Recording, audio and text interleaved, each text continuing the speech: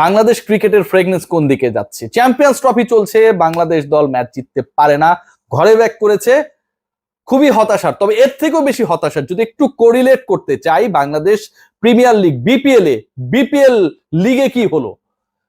শফিক নিয়ে আলোচনা হয়েছে, চট্টগ্রাম কিংস নিয়ে নতুন করে আলোচনা হচ্ছে। শাহিদ আফ্রিদির সাথে একটু আগে আমার ওভার ফোনে কথা হয়েছে, জাস্ট ইফতারের আগ মুহূর্তে হি কল্ড মি, আমার সাথে তার কথা হচ্ছিল এবং তিনি বললেন যে তাকে যেভাবে ঠকানো হয়েছে, তিনি দাবি করেছেন যে $1,00,000 যে চুক্তি ছিল, সেই পার্টিকুলার চুক্তি শেষ পর্যন্ত লঙ্ঘন করেছে যেই দল তাকে ব্র্যান্ড অ্যাম্বাসেডর হিসেবে নিয়েছিল, চট্টগ্রাম কিংস।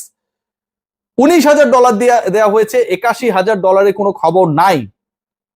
যখন এই প্রাপ্য সম্মানী চুক্তির টাকা ডলার পাওয়ার জন্য তিনি বারবার ফোন করেছিলেন, একটা সময় তার ফোন নাকি ধরা বন্ধ করে দেন, দাবি করেছেন শাহিদ আফ্রিদি। তিনি বলেছেন 1000 বার ফোন দিয়েও টিম ওনারকে তিনি রিচ করতে পারেন নাই। ফারুক আহমেদের কাছে তিনি চিঠি দিয়েছেন, সেই চিঠির কপি আমার কাছে আছে।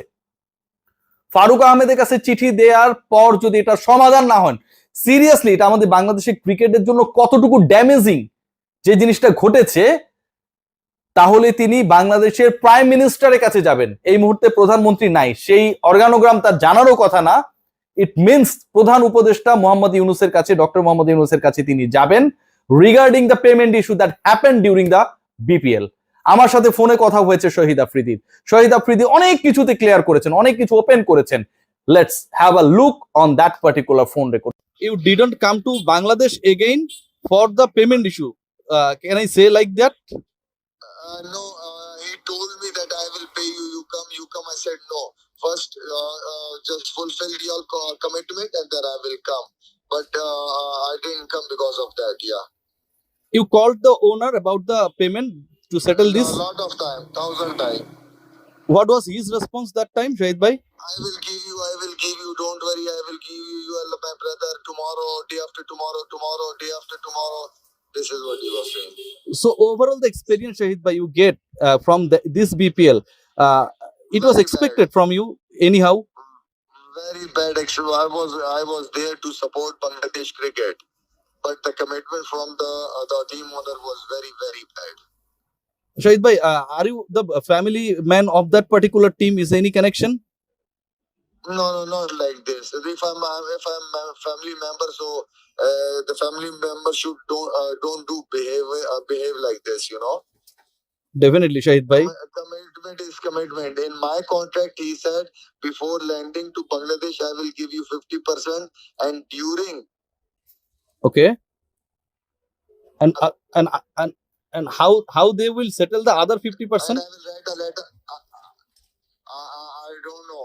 They said I will give 50, but he didn't give me 50%. He only give me only 20%, you know. And $19,000. Yeah, and I will write a letter to Prime Minister as well, Bangladesh. Oh, to the chief advisor as well, right? Yeah, I already sent an email to Bangladesh Cricket Board. Okay. And now I will send to the Prime Minister. Shahid bhai, I always a big fan of your cricket. Thank you. And Thank you so from much. my childhood, I followed you a lot, and Thank you you are a very superstar, Shahid bhai. So Thank now you I'm a very journalist. It's really pathetic You for are- me as well. This is your responsibility, you know. This is your responsibility. Otherwise, you know, it's not good at all. That you know, it's not good for the cricket, man. It's not good for the BPL brand. Definitely, Shahid bhai. And Shahid bhai, I am really sorry for the issue that happened. No, it's okay. It's already done. But you will sort it out for us. Definitely, Shahid bhai. We will ask the owner. Thank you. God bless you. Thank you. Shahid Afridi টাকা পায় না, BPL এ এসেছেন, brand ambassador হয়ে এসেছেন এবং তিনি পারিবারিকভাবে involve with someone, যেটা দাবি করা হয়েছিল নানাভাবে, সেটাও নাকি সত্য না। এগুলো আমার কথা না, শাহিদ আফ্রিদি এভাবে বলেছে। মালিক পক্ষের সাথে আমি নিশ্চয়ই কথা বলবো এই ব্যাপার নিয়ে। কিন্তু বিপিএল এ সবশেষ বিপিএল এ চট্টগ্রামকে ঘিরে যে ধরনের বিতর্ক শেষ পর্যন্ত মঞ্চায়িত হলো, এটা কোনোভাবে কাঙ্ক্ষিত না।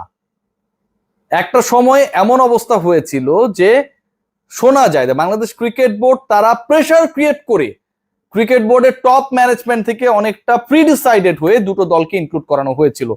ইনসাইড আপনাদের সাথে শেয়ার করছি, তার একটা ছিল চট্টগ্রাম এবং আরেকটা হচ্ছে রাজশাহী, দুর্বার রাজশাহী চট্টগ্রাম কিংস। এই দুটো দল পেমেন্ট ইস্যুতে যেভাবে বাংলাদেশকে ইন্টারন্যাশনালি এক্সপোজড করে দিয়েছে, ইন্টারন্যাশনালি ছোট করেছে, এটার ব্যাখ্যা কি হতে পারে? এই এক বিপিএল এ ফিক্সিং নিয়ে যেসব তথ্য বিভিন্নভাবে বের হয়েছে, যেভাবে তদন্ত হচ্ছে, যেভাবে গণমাধ্যম প্রচার করেছে, যেভাবে বাস ড্রাইভার ক্রিকেটারদের কিডব্যাক আটকে রেখেছে, যেভাবে হোটেলের টাকা পরিশোধ করতে না পেরে ওই পার্টিকুলার ফ্র্যাঞ্চাইজিস মালিক শেষ পর্যন্ত আটকা ছিলেন, যেভাবে ক্রিকেটাররা দিনের পর দিন উইদাউট টিএডিএ ম্যাচ খেলেছেন, মন্ত্রণালয়ের হস্তক্ষেপের পরেও আলোচিত মিস্টার শফিকুল ইসলামকে বা রহমান, যেটাই হোক নাম আমি ভুলে যাই, শফিক মনে থাকে, তাকে বাধ্য করতে পারেনি বাংলাদেশ গভর্নমেন্ট, সেই ঘটনাই ঘটেছে। কি একটা অবস্থা! এবং এই পরিণতি শেষ পর্যন্ত বাংলাদেশের ক্রিকেটের ইমেজটা ইন্টারন্যাশনালি এতটা ড্যামেজ হয়েছে যেটা ভাষায় প্রকাশ করার মতো না, যেটা কোনোভাবে এক্সপ্লেইনেবল না। বাংলাদেশ ক্রিকেটের ইমেজ ড্যামেজ করার ক্ষেত্রে যদি চট্টগ্রাম কিংবা রাজশাহী ফ্র্যাঞ্চাইজি দায়ী হয়, তাহলে তাদেরকে আনার ক্ষেত্রে যিনি বা যারা অগ্রণী ভূমিকা পালন করেছে এবং যারা এখন পর্যন্ত আমি যতটুকু শুনছি বিসিবির পূর্বের বকেয়া পরিশোধ না করে একটা দলকে বিপিএল এ খেলার সুযোগ করে দিয়েছে, তাদেরকে জবাবদিহিতার আওতায় আনবে কে? কেন এই সুযোগ করে দেয়া হলো? কি কারণে এই পার্টিকুলার ফ্র্যাঞ্চাইজির প্রতি এত আগ্রহ? সেই ব্যাপারগুলো নিশ্চয়ই জানার রয়েছে।